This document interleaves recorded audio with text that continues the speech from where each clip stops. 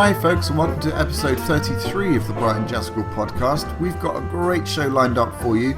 We are joined by special guest Dan Haerle, who is a wonderful pianist and educator, in many ways a pioneer in the jazz education, written many books on the different subject areas in jazz, so we're going to be looking at those a bit later on. We're also going to feature his latest album, Live at Luminous Sound, which is a really wonderful CD. Live at Luminous Sound, and it's a wonderful concept for an album because it was actually recorded live in a recording studio. Now that might sound a bit strange, but he actually had a live audience in there.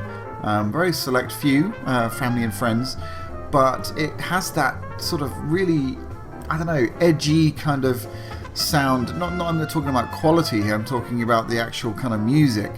It sounds like they're playing to an audience, and of course they're in a recording studio. I mean, what better place to be? So the overall effect is you get the edginess of a live album, but you get the perfection of the studio sound, which is a really beautiful thing to do. And there's a wonderful video clip actually, which is well worth checking out, where Dan speaks about the kind of concept behind the album. I'll put a link to that on the podcast webpage. So we've got all the usual things coming up in the show. We've got the wonderful interview, of course. We've got album of the week. We have got passing notes, and we've got track of the week. And I just want to say a big thank you to Kurt Elling's management for putting the podcast out on Kurt's newsletter. We saw quite a big increase in our downloads as a result of that. So thank you very much, and I really hope you enjoyed that podcast. It was I really enjoyed making it, and we've had some great feedback, so thank you very much. In the meantime, grab yourself a drink, sit back, relax, and enjoy the rest of the show.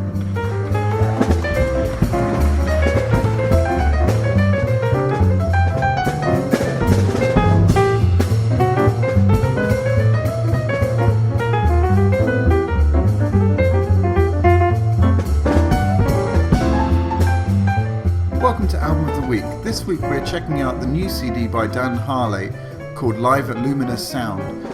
It's a wonderful CD, a unique concept. As I said before, it was actually recorded live in a recording studio with a live audience. So really interesting thing to do. I'm not going to talk about that too much because Dan talks about it in the interview. And also there's a wonderful YouTube clip of Dan talking about that concept, which I'm going to post on the podcast webpage. So check that out as well. It's a great quartet. It features Brad Lely on saxophone, Ed Soff on drums, and James Driscoll on the bass. So let's have a listen. I'm going to play you the first track, which is Wayne Shorter's Fee Fi Fo Fum.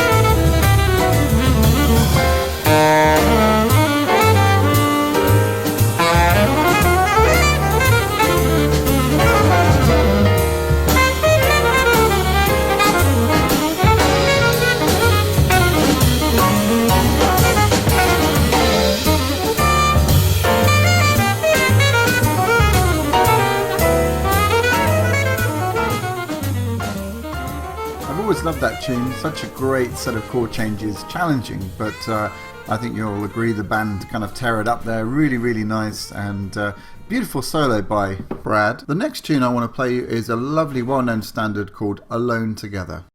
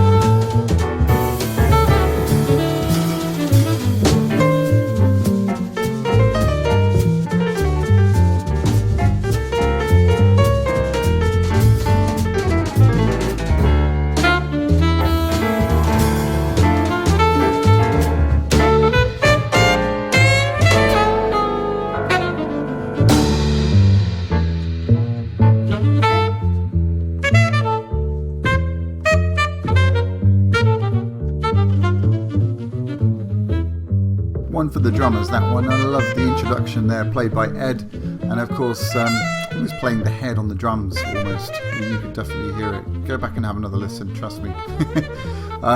Great. I'm loving this album, I really am. It's been on my I was going to say record player, but it's been on my hard drive digital download. I got it from CD Baby, so I highly recommend you head over there and get it. I think it's also available on iTunes and all the usual, maybe even Amazon as well, so be sure to pick this one up. Let's move on. I'm going to play you a ballad. Let's slow things down, and one of my favourite ballads is this one, and it's called Smoke Gets in Your Eyes.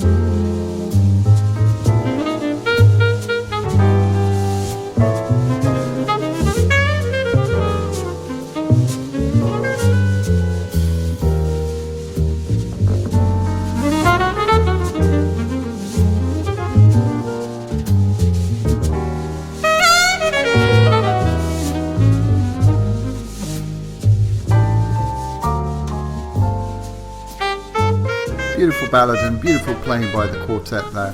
I'm going to end with a equally great tune by the great Freddie Hubbard, and of course Dan got to play with Freddie Hubbard along his career, so it made sense, I guess, to have this on the record. Brilliant tune called Up Jump Spring. I can't recommend this album enough. Please, please, please go and buy it and support Dan's music. You can find out more information at danhaerle.com, and until next time, please enjoy this album, and we'll see you on another edition of Album of the Week.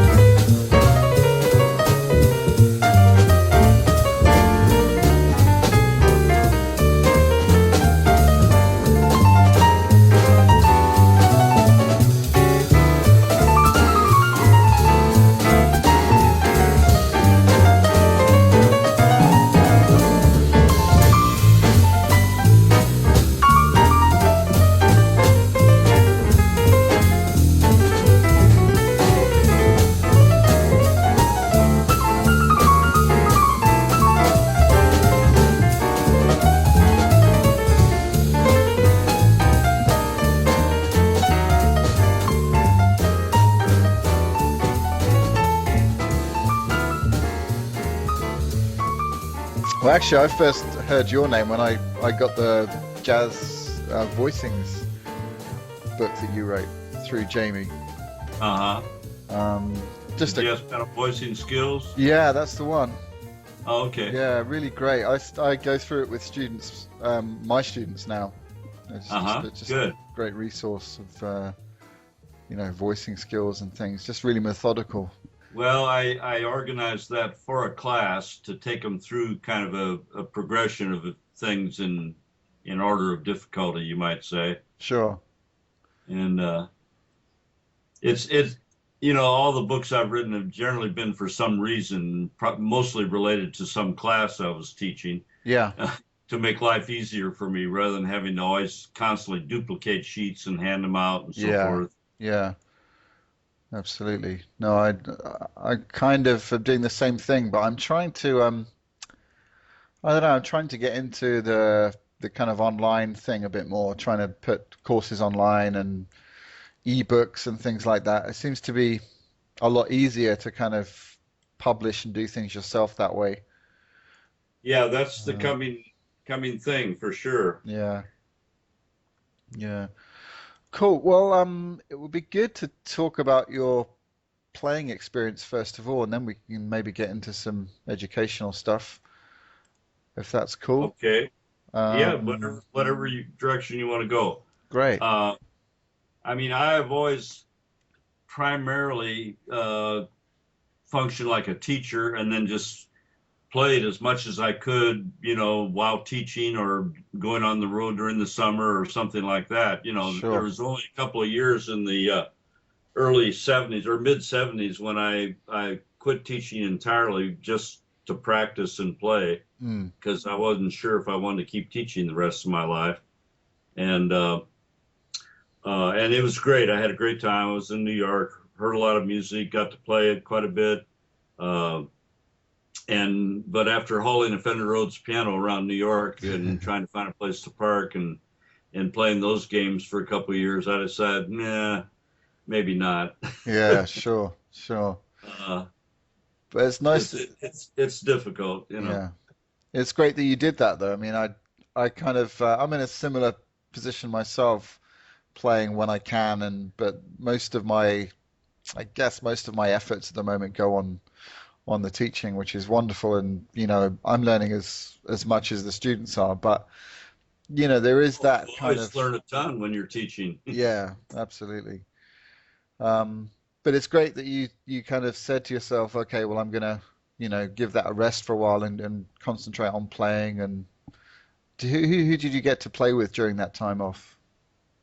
Well, I should preface it by saying I started doing summer jazz workshops back in 1968, and Ah, so at those workshops, I had an opportunity to become acquainted with a lot of great musicians that were on the faculty, yeah. and we would play faculty concerts for the students and so forth.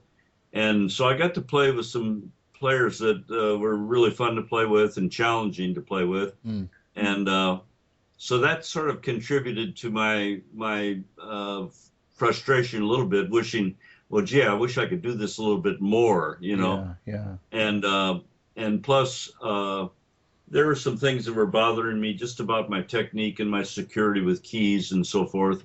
And I thought, nah, I need some time to really get in the woodshed again for a while and practice. Mm, And so I quit teaching. I was teaching University of Miami with Jerry Coker down there. oh, yeah. Yeah. And it was great. I really enjoyed working with him. We had a great rapport, and I think we did a lot of good things in terms of the program.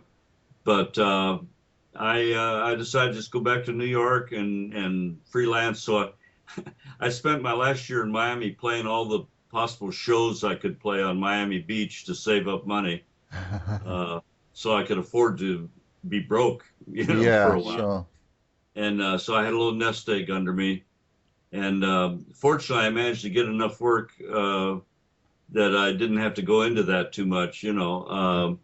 But also, I had a lot of connections in New York when I went up there. I had a lot of friends that I knew lived there, and so they were very helpful and kind about passing my name and phone number around and so forth. Mm, And so I did quite a variety of things. My friend Ed Sof, drummer, was playing with Chris Connor, and she needed a piano player, so I started doing some gigs with her. mm. Guitar player friend of mine, who unfortunately is no longer with us anymore, crazy Hungarian cat, Attila Zoller. I ran into him in some club, I don't know, the Blue Note or somewhere, and he said, "Hey, let's do some playing." So I did a bunch of gigs with Attila, and then a piano player friend of mine, Haerle Denko, who teaches at Eastman now, has for quite a few years, Mm. was in New York, and he was playing with Al Persino's band, and he got a call from Chet Baker to start playing with him. And so he said, "Hey, could you sub for me on Al Persino's band?" Yeah, sure. Right. And so I started doing that, and there were a lot of good players on Al Persino's band, and gradually one thing led to another. I remember I had played with Clark Terry a couple of times on college campuses or at festivals, kind of thing, but I hadn't really worked with him regularly. And again, my friend Ed Sof was playing with Clark, and he had been over to the house and said, "Hey, we're playing a concert tomorrow night down somewhere on Long Island." I said, "Yeah, I think I'll come out. I haven't seen Clark. Come out and say hello." So I went out to that concert and went backstage and was visiting with Clark and having a nice little chat. And the piano player hadn't shown up for the gig yet. And Clark said, "Well, you want to play till he gets here?" And I said, "Well, yeah, sure. What are you going to play?" And he says, "Oh, you know the tunes." And I said, "Okay." And so we played the first half of the concert, and I knew the tunes. And at intermission, he said, "Well, I guess he's not going to show, so I'll pay you for the concert." And I said, "Well, that's great, So I played this concert with Clark and got paid for it. And a couple of weeks later, he called me to go on the road. Wow. So I thought, I'm glad I knew the tunes, Yeah. So then I did a tour of the United States with Clark, and I did a tour of Europe with him that same year. And so, I had a busy couple of years in New York, because I didn't really play stupid jobs. I didn't go there to play club dates and corny jobs. I just went there to play music wherever I could, So I had a real good time. It was a rich time. I enjoyed it very much. But then I went back to teaching. There was a job available in Arizona, and I took that and got back into teaching, Yeah, sure. Can you name one, or not necessarily one, but a few things that you learned from working with Clark? Well, I guess when you play with someone night after night, you learn to respect their consistency. And I always tried to get my playing to a level where it was, I would call it at least okay. Sure. If I could at least sound okay, I'll be content. Because I realized at one point that sometimes it's just not hot. It's not all happening, and it's frustrating, discouraging. You feel like oh, that was awful. I don't want to play anymore. Yeah. And you're having a bad experience. But then I finally realized that doesn't gain you anything. You have to start looking at it like, well, I didn't play as well as I can play today, but I hope I'll play better tomorrow. You know? Sure. And listening to Clark night after night, on his bad nights, he sounded ridiculous. He sounded phenomenal. Yeah. And on his good nights, he was unbelievable. Yeah. So I thought, okay, there's the goal. I mean, I could hear a difference in Clark's bad nights and his good nights, but the difference was slight, and it was up there at such a high level. Yeah. That and so I thought, okay, that's really something to aspire to get, so that on your bad days you still can sound at least good. Yeah.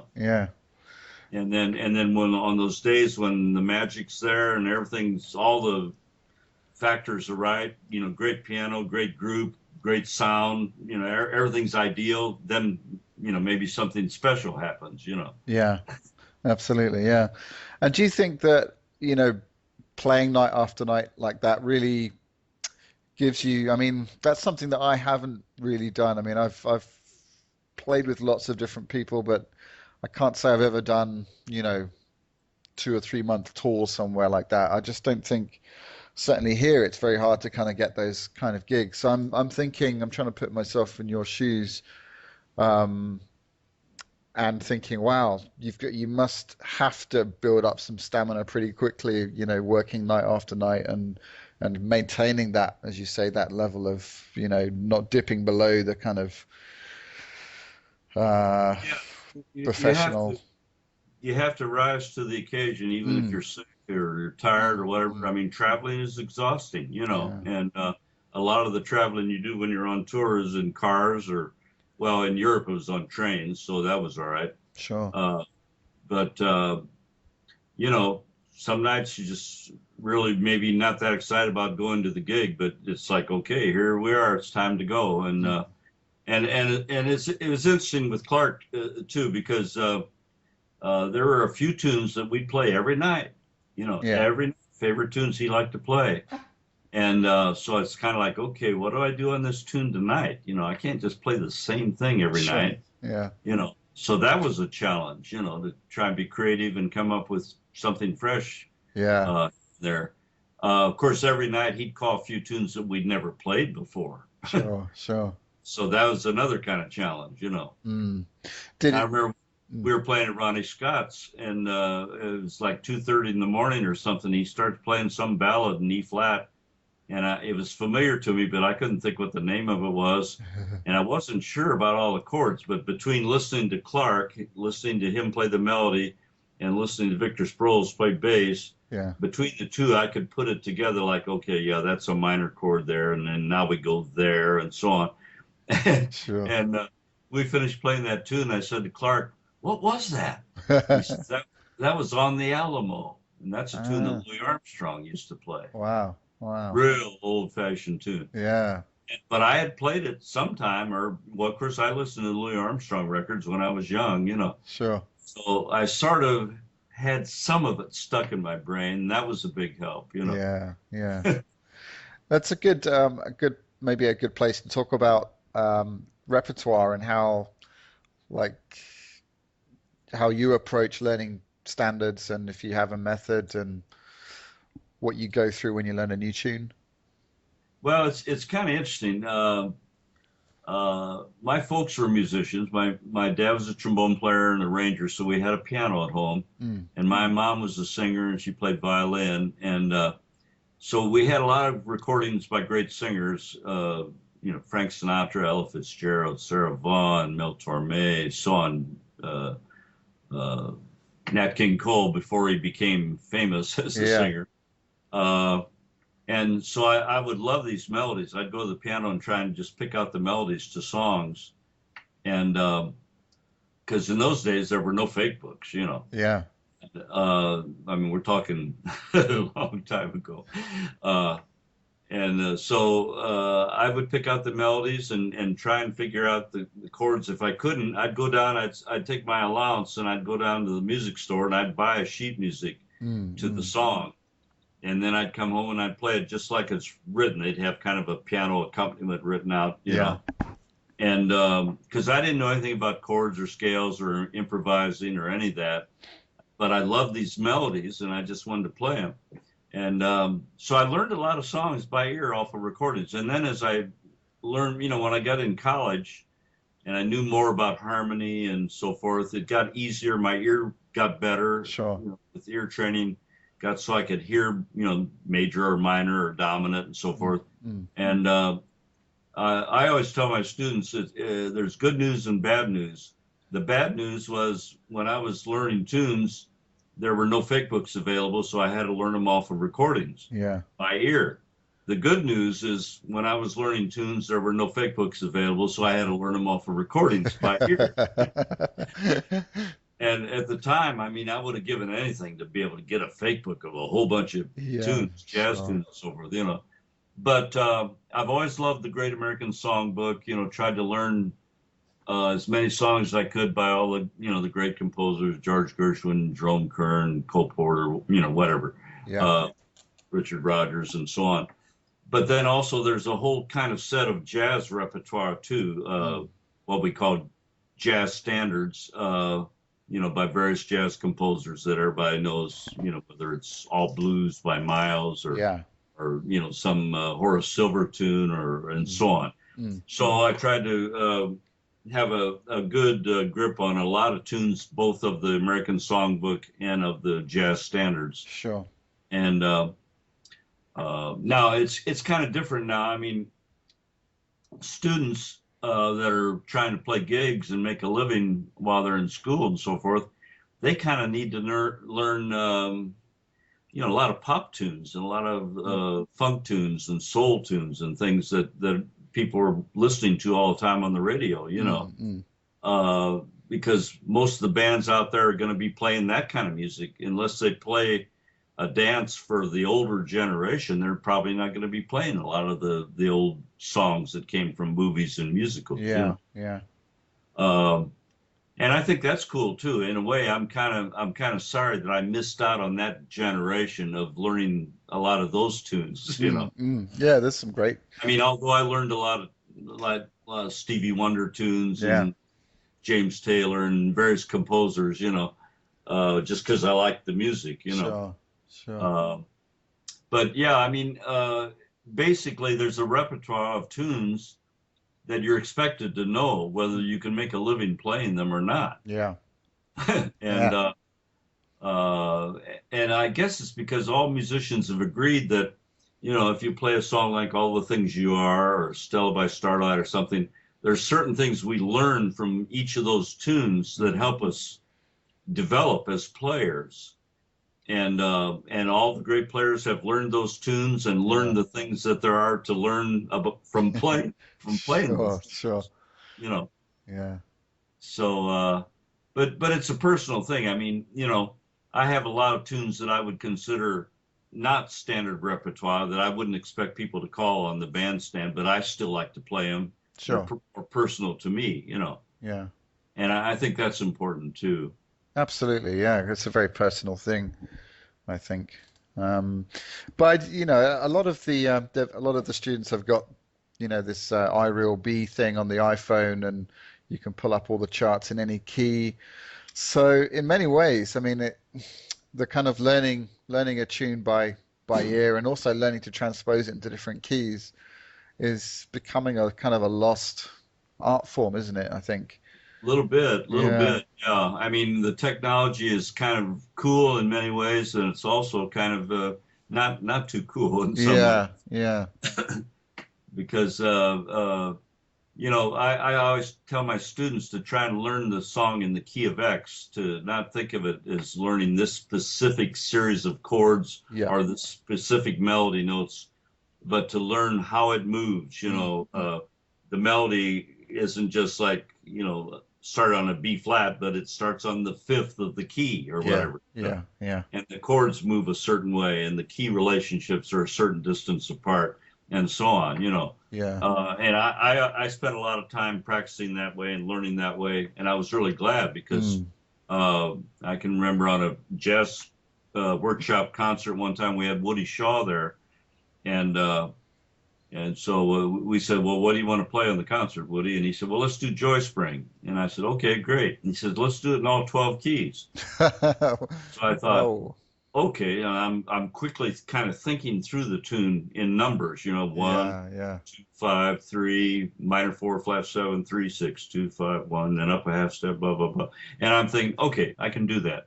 So I was able to play Joy Spring in all 12 keys and not get hung up because I knew how Sure. the tune worked, you Yeah. know. Yeah. And I tell you something, actually, when I was in New York and playing a lot of gigs and practicing, I had the luxury of having, an open day. I could practice for as many hours as I wanted to. But I remember one evening I was sitting and practicing Windows by Chick Corea. Mm.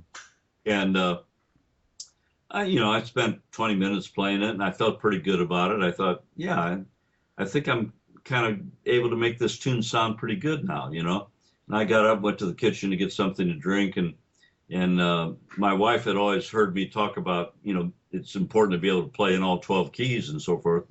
And so I said, that tune's feeling pretty good now. I think I'm doing all right. And she said, well, yeah, can you play it in any key? And I thought, oh.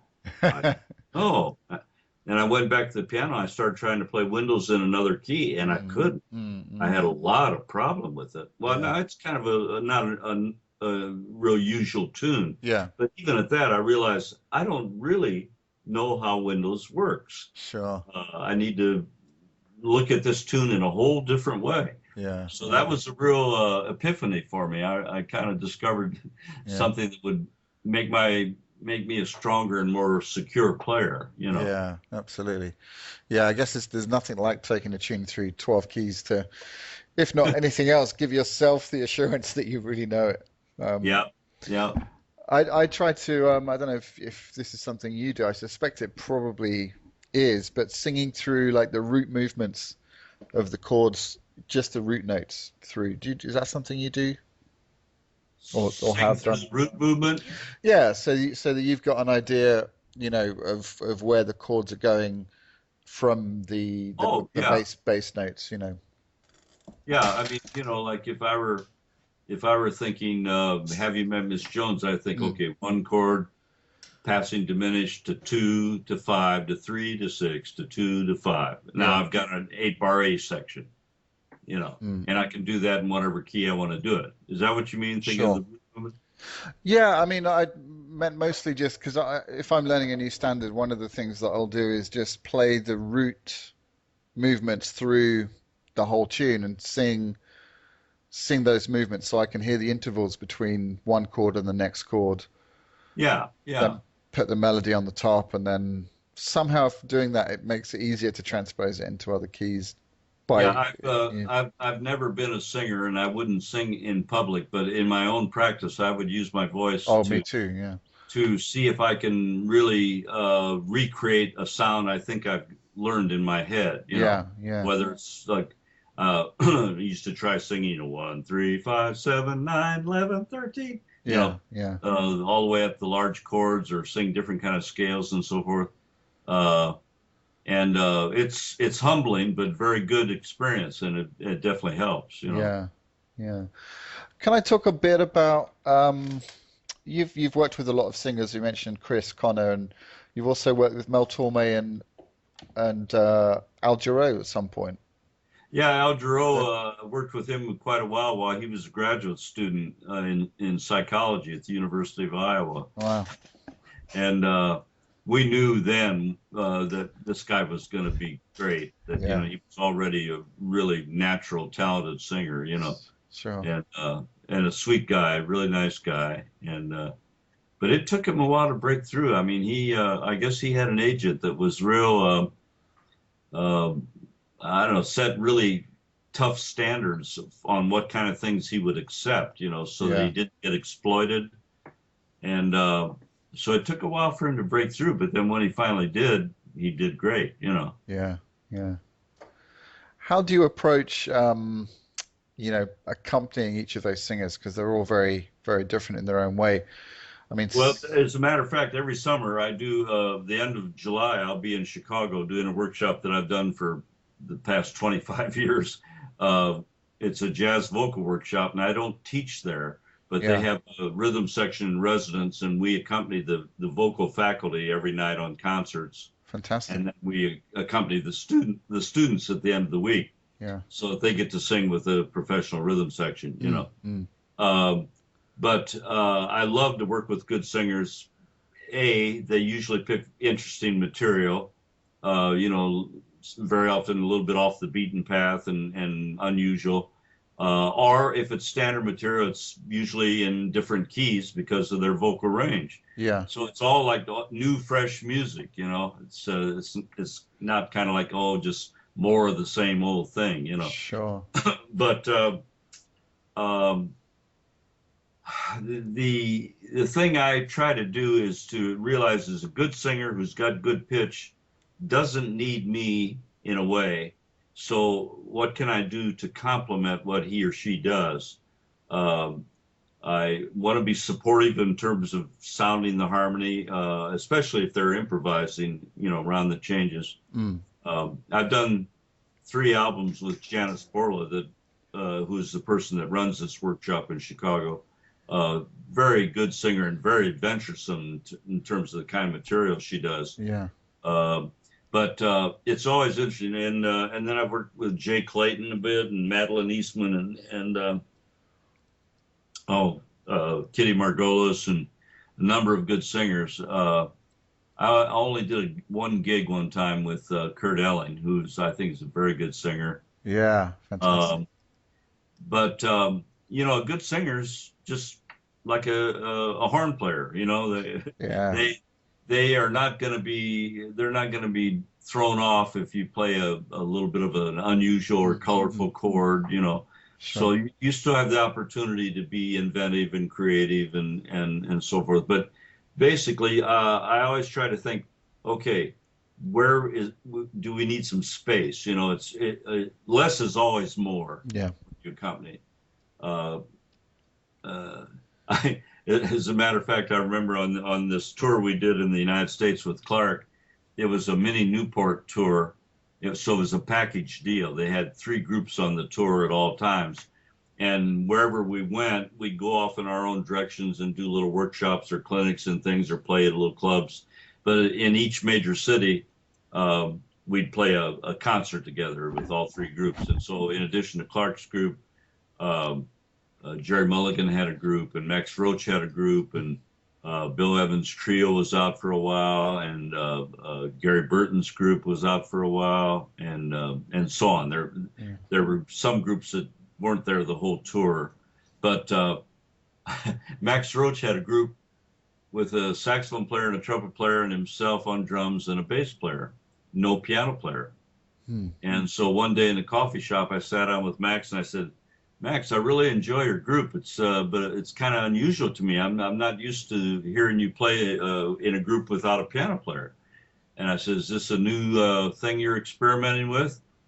He said, no, the gig didn't pay enough for 5 men. Wow. I thought, oh, Wow. okay. And that was interesting because he was thinking, all right, he'd rather have a good, strong front line with a good saxophone player and a good trumpet player rather than a piano player. If he's going to give something up, he'll give up the piano player.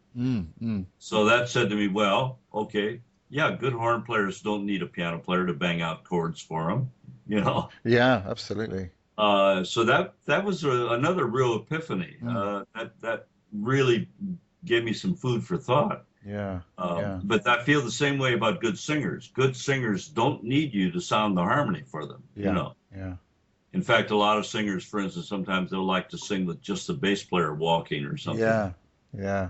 And so I try to, at all times, operate under that philosophy of less is more, you know, leaving more space, playing more sensitively, dynamically softer, or staying out of the register where the singer is, so that there's less chance of covering and so on, you know. Sure. And do you think that approach is the same for, you know, the more sensitive horn players? Like I'm thinking of players like Chet Baker. I mean, they're literally, to me, to my ears, they sound like they're singing. So would you approach someone, you know, who plays like that in the same? Oh yeah, absolutely. And of course there's precedents that have been set there with the Jerry Mulligan Quartet with no chord instrument. Yeah. Sonny Rollins Trio with no chord instrument. And so on, you know.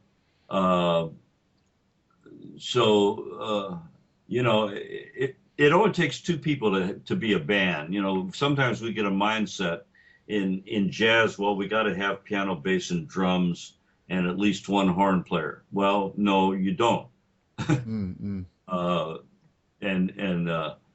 I think of, well, like Clark Terry, there were many times when I would lay out because he'd like to play with just bass walking. Yeah. You know, so it's the same kind of idea, a way to change the texture. I mean, in what many ways I feel that way about a piano trio. I get tired of piano. Yeah, I know what you mean. So I like to play in a group with at least 1 other instrument, like a saxophone or guitar or something, so that I can not play sometimes and change up the sound, you know? Yeah. It doesn't matter how good the music is if there's no change of texture or key or tempo or something. If anything that gets monotonous, you know, is a bad thing. Yeah, absolutely. Well, I've spent the last couple of days listening to your live album, live at the Luminous Sound. Luminous Sound, Yeah. I mean, I watched, obviously before I watched the video of you talking about how that album came about and the philosophy behind it. And what a wonderful idea to create an album with a live audience, but in a recording studio. That must have been quite an experience. Well, the opportunity came along to have some recording time in that studio, and the sound is wonderful in there. Yeah. And I don't know, over a lot of different sessions, different albums I've done, I found that most of the time first takes are the best anyway. Yeah. So rather than going there with the idea of doing 2 or 3 or 4 takes on a tune to get the best cut, I just thought, no, you know, we just play. And that's the way we play. Kind of take it or leave it, you know. Yeah. And so there are flaws, there are mistakes, but ultimately I think the spirit of the album is good. There's a lot of good energy and a lot of good interaction, and the sound was great. The engineer did a terrific job, you know. Yeah, absolutely, and great material.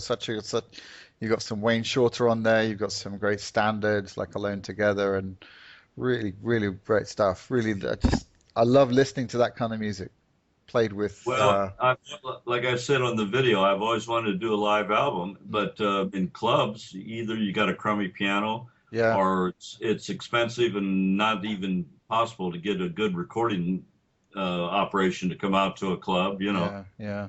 And so I was glad we did it that way. It worked out well. Yeah. Who are some of your influences on the piano? Well, probably about as many as there are piano players. Sure. But I would say certainly Oscar Peterson was an early one because we had this recording of Oscar and Ray Brown, just the two of them, playing at Carnegie Hall. And this was an old LP. It was a 10-inch LP. It wasn't even a 12-inch. And on one side they played blues. They called it the Carnegie Blues or something. And on the other side they played I Only Have Eyes for You. They played a standard. And so I'd listen to this, and of course Oscar playing thousands of notes, so I couldn't even begin to. But now and then he'd play a little bleedy, you know, and I could pick it out. And but it was really exciting because the time and the virtuosity of it is astounding, you know. So he was a big influence, but there were a number of important ones. I remember when I was still in high school. I lived in New York when I was younger too, when I was still in high school, and I remember going to the old Birdland, the original Birdland, and sitting about 4 feet away from the end of the keyboard while Bud Powell played. Wow. And that was a night I never recovered from. Wow. I mean, I'm sure. Because his playing was so dynamic. I mean, he'd play some notes and I wasn't sure he played a note because he touched it so lightly. Wow. And he'd play other notes. I thought the key was going to go right straight down through the piano, you know. I mean, I couldn't believe it. I couldn't believe it. So Bud was a huge influence in terms of dynamics and expression and time feel and everything. And but there's so many people. My father was the one who used to always say, "Well, isn't Oscar Peterson really the best piano player?" And I could never say that. I love Oscar's playing, but there's so many great players. Yeah. That's like comparing apples and oranges. You Absolutely. know, it's not a matter of who's the best. It's a matter of who has something strong to communicate. You know. Yeah. And so, you know, when Bill Evans came along, he killed us all, you know, because it was so introspective and subtle and beautiful, you know. And, you know, there have been so many. I mean, Keith in his improvisations is amazing, and McCoy for energy. And so, you know, I mean, you know, there's so many people, many people. All of them. And in the new young players, we're hearing new kinds of approaches and really interesting approaches to composition of new tunes and so on. And, they're great. I mean, I listen to the radio a lot in my car because I like to hear things that I don't know about. That's one thing about we have a good jazz station here. And so they're always playing things, and they play some stuff that's not so hot that I don't care for. Yeah. But you know, every time I'm in the car listening, I'll hear something like, wow, really nice, you know. And maybe in some cases I'll go out and buy a CD because I want to hear more of it, you know. So I don't know. I just Bill Evans really was a big influence too. But it's really hard to say, you know. Like I say, in some ways, everyone I bought a CD about is an influence, you know. Yeah, absolutely. Do you I don't know if the term is used over there, but we have this, I guess, Euro jazz kind of thing where it's very, you know, very straight eights, very classical. I guess ECM, but it seems to be, certainly here in Europe, it seems to be going much further towards that rather than coming from, I guess, the more traditional bluesy, swingy kind of jazz. How do you feel about that? The direction of.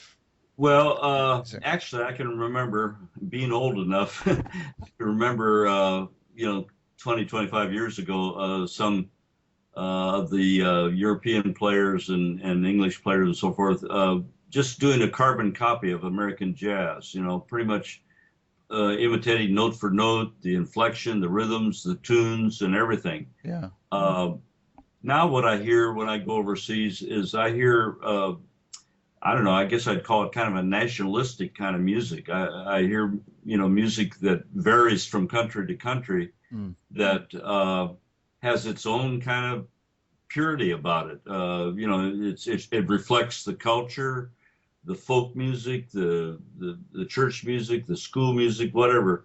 All those influences have shaped the music, and it's a real nationalistic expression, Mm. and I think that's the way it should be. Absolutely, Uh, yeah. I especially like the music that I hear now that you can't say, well, that's Brazilian, or no, that's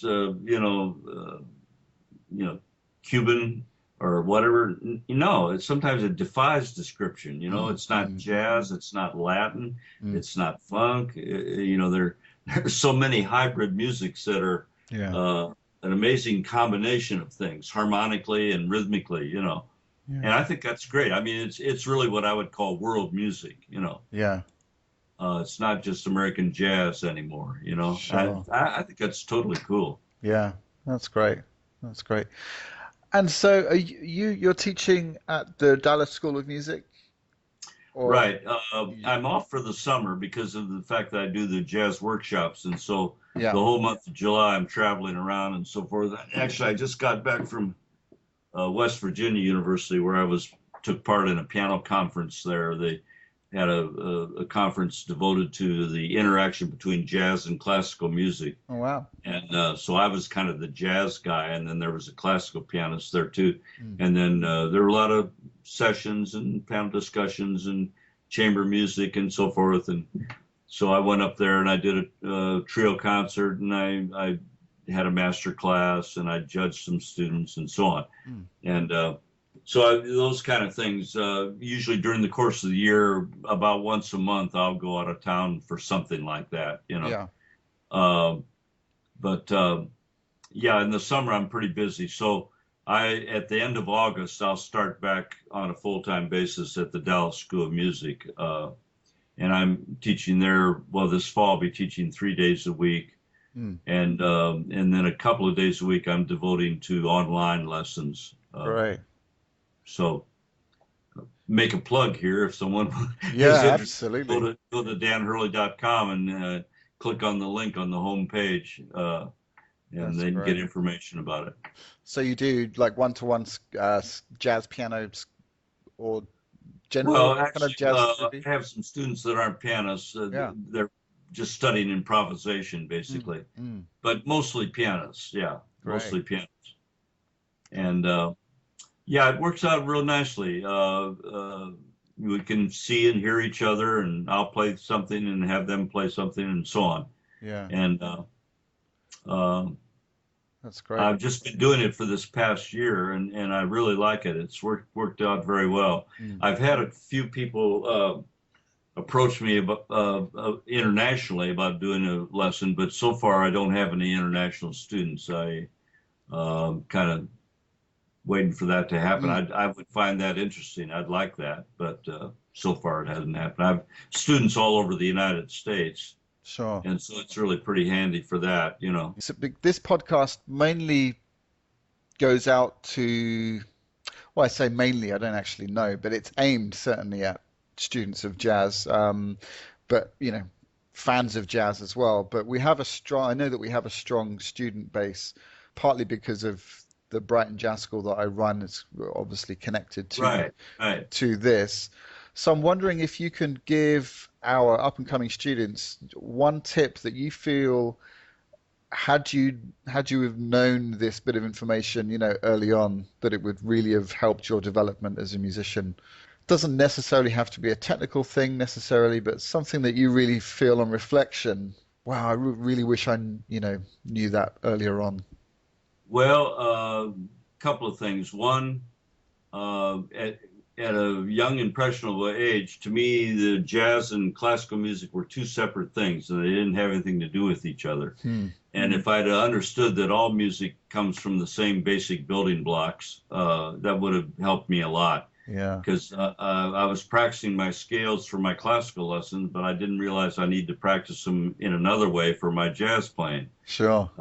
I wish I'd practiced a lot harder, basically. Yeah. And that's the main thing, that there has to be a willingness to devote some effort and to devote some time to it. The classic Rome was not built in a day. Yeah, absolutely. So it requires some effort. I would say at certain points in your life, a lot of effort, a lot of time. Maybe practicing and or playing several hours a day. I don't think over the long haul you need to do that. I don't practice hours a day anymore. I might sit down and practice for half an hour or an hour, But there certainly were times in my life when I did put in the time, Sure. and there's no substitute for it, really. Yeah, absolutely. So my advice would be, if you don't feel that you can really make a commitment to devote some time and energy to it, this probably isn't for you. That's great. And just one final thing. I got to study with James Williams. I'm just wondering if you ever met James at all.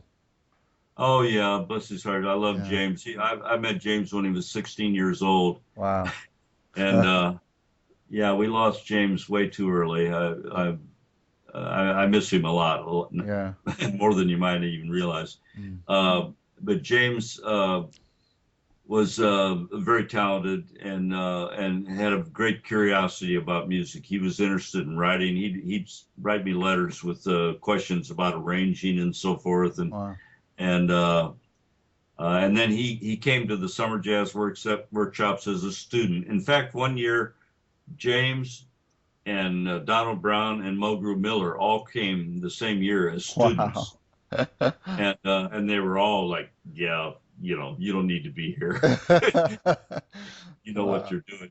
Yeah. But it was great. But Fantastic. James was just a wonderful soul, sweetest, kindest guy you could imagine. Yeah. And he loved to give of himself too. Absolutely. Yeah. Yeah, and so that's good that you got to spend some time with him. Yeah. Really lucky. Really lucky. And yeah, Mulgrew as well. Like it's just unbelievable. So young. Yeah. So you just never know. Yeah. No. Treasure the time you have with whoever you have it with, and Yeah. you know. Yeah. Great advice. Yeah. Okay. Well, thanks, Dan. I think we're gonna. You've got to rush off, so we'll wrap things up. Thank you so much for your time and talking to us. All right. Well, thank you for your interest. I appreciate it. Oh, it's a pleasure. It's just great to talk to you, and look forward Okay. to more albums. Let us know when you've got things coming up. And do you ever? Well, Mm, I've toyed with the idea. We have some original material, since we did this other album of standards. yeah. We may do another album of originals. Great. But it won't be for several months or a year probably. Sure. Sure. That's great. And like I said, let me know if you ever come to the UK. We can sort you out some gigs and maybe a master class, that kind of thing. Yeah, I definitely That would will. be I great. definitely will. Brilliant. Good deal, man. Great. Thanks, Dan. Thanks for your time again. All right, and let's keep in touch. Yeah, definitely. Speak to you All soon. right. Thanks a Bye-bye. lot. Take care.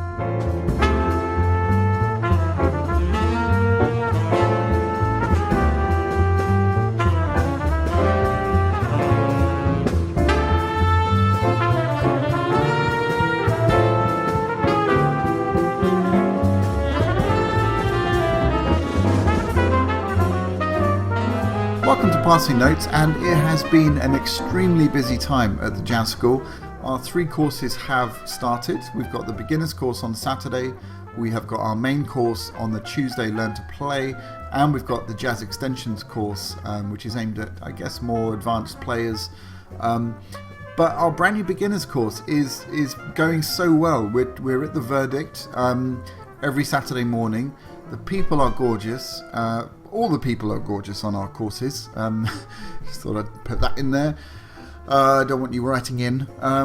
Yeah, it's such a pleasure to be teaching and to be back after a fairly long summer of still teaching. We had the summer school and we had the repertoire course, but it's really nice to meet on a really regular basis with people who are just so passionate about jazz and want to learn more. And let me tell you, I'm learning as much as you are. So So thank you. It's such a pleasure to do what I do, and really looking forward to the rest of the term. We've got a regular gig on a Wednesday at the Verdict. It's going to start at 7, and that will include some of the beginners coming down and playing. The Learn to Play class have a regular gig on the same evening, and my trio plays I think from 9 o'clock onwards, which is an open jam session. So if you're in town, please come and check us out, come and say hi, and bring your axe, come and sit in, play some tunes with us. I want to give a shout out to a new venture that is happening here on the local scene. The Sussex Jazz Mag is run by Charlie Anderson, who's a drummer, and Charlie has been on our courses almost since the very beginning. He's been an absolute gem, helping out with the development of the school and all sorts of things. So I wanted to give a shout out, not just because I'm on every other page in the latest edition, but it is really a wonderful publication. I can't believe that it's going to be out every 2 weeks. It's so rich and full of great material for anyone who's remotely interested in jazz. Brilliant articles written by local musicians. Highlight for me is Eddie's regular article. Eddie Meyer, you either know who I'm talking about or you don't. If you don't, please check him out on Facebook. Eddie runs a jam session at the Bee's Mouth on a Monday evening. It's a wonderful, wonderful session. And he writes these amazing introductions to get people to go along on Facebook, and let me tell you, he is an absolute wordsmith, real genius, and so funny. So read his articles, they're really good. Eddie's also just released an album called Why Worry, featuring some great local musicians, really fantastic, and please check it out. We're actually going to have Eddie on the show, and we're going to do an interview with him. I'm going to feature some tracks from his new CD. So keep an eye out for Eddie Meyer and read his articles in the Sussex Jazz Mag, which you can find at sussexjazzmag.com. Please check it out. Kudos to you, Charlie. Nice one for getting that together. It really is a rich and fantastic reading experience. And now I want to tell you what we've been up to over the summer, because we have been working extremely hard on the back end, the online kind of sections, if you like, of the Brighton Jazz School website. All of our students now have an incredibly rich online experience. We have instructional videos that will kind of couple with what they're learning in our courses, so that it supports them at home when they're practicing alone. I'd like to give a shout out to Andy Batkin, who runs realjazztracks.com. Andy's a wonderful guitarist, and he's dedicated a lot of time to putting these wonderful backing tracks together for us. And also check out realjazztracks.com, because there's a whole host of brilliant backing tracks for every tune imaginable, and if it's not there, he'll actually make them for you. So please check that out. We've got everything from 251 exercises, we've got blues in different keys, we've got a whole host of things. As I said, with these instructional videos that are now backing up everything that we do in the main physical courses. So we're really starting to build up this online presence, and we're quite close to releasing some of this material as a trial for potential online courses themselves. So really exciting time.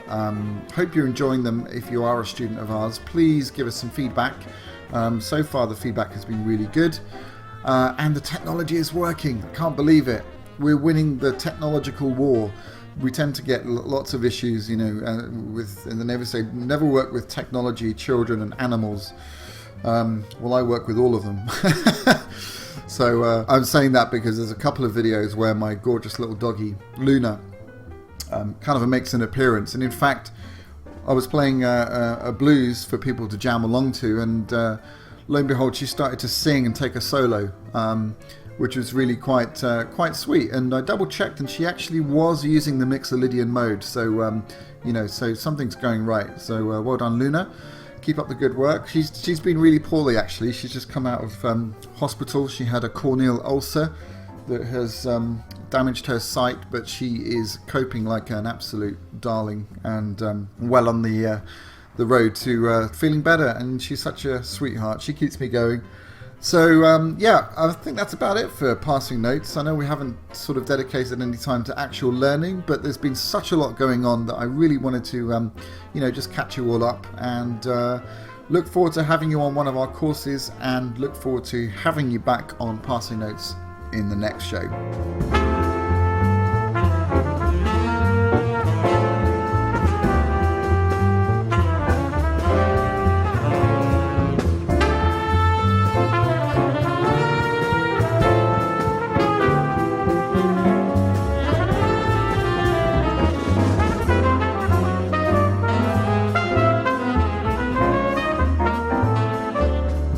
It's coming towards that time of the show where I have to start to wrap things up, say my thank yous and say my goodbyes. Big thank you to Dan for giving us that wonderful interview. I really recommend Dan's books. You can check them out at jazzbooks.com.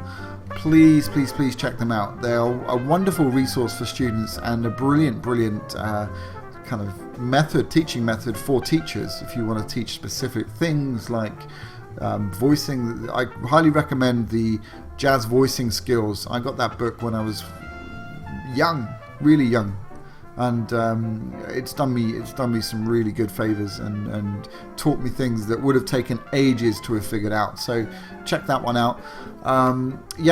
Check out his music. We're going to end with a track of the week from one of his earlier trios from a great album called Standard Procedures. But before then, I want to say a big thank you to Mike Guest for putting the podcast together.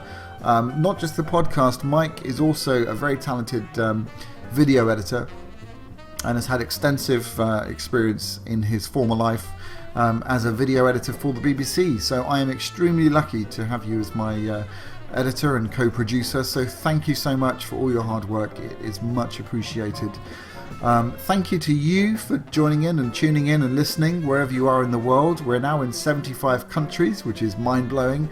And our stats, our metrics are really starting to pick up. So thank you so much for tuning in. We do have a donation button. If you would like to donate, all of the money that goes towards this will go on the show. Will go to help hosting it. It will go to help with traveling costs to do interviews. It will always be free, but any donations you make will be going straight back into the show to make this a better experience for you. So thank you for your support. And I'd like to leave you with a Thad Jones composition played by the Dan Haerle Trio, and this is entitled A Child is Born. Thank you so much, and we'll see you next time on another edition of the Brighton Jazz School podcast. This is your host, Wayne McConnell, signing out.